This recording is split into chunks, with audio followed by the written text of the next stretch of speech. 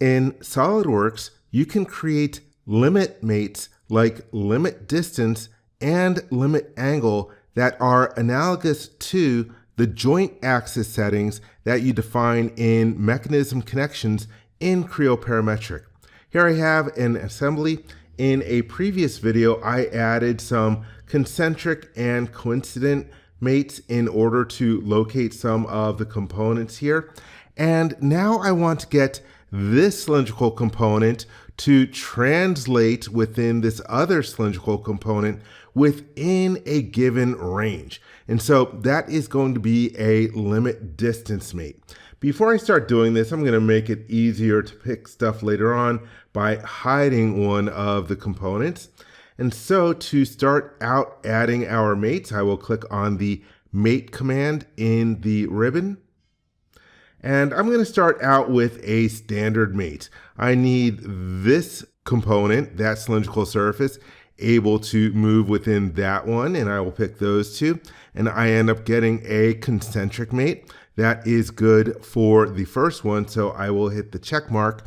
Now, in order to control the translation distance, I will go to the Advanced tab in the Mate panel. And I'm going to pick this flat surface. And then let me zoom in to make sure I get the right surface, this one here. And so I've got those two faces selected. If I go into the panel, this button allows me to control the distance between those two surfaces. Here we have the current value, and I can specify the minimum value and the maximum value.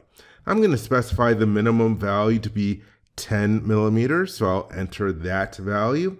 And then for the maximum distance, I know that I want this to be a value of 600, so I will enter in that particular value.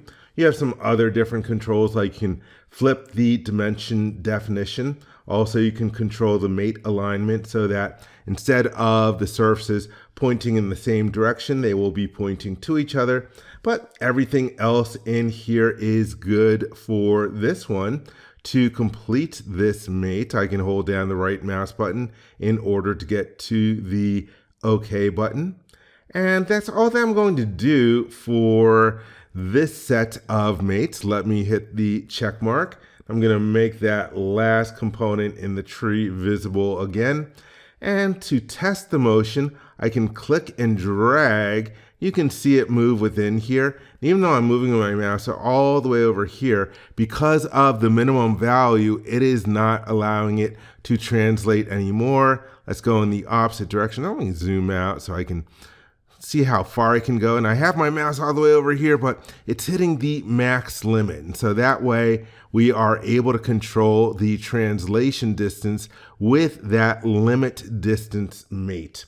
And so that's how you can create the analog of the joint axis setting for translation like a slider or a cylinder connection in SolidWorks.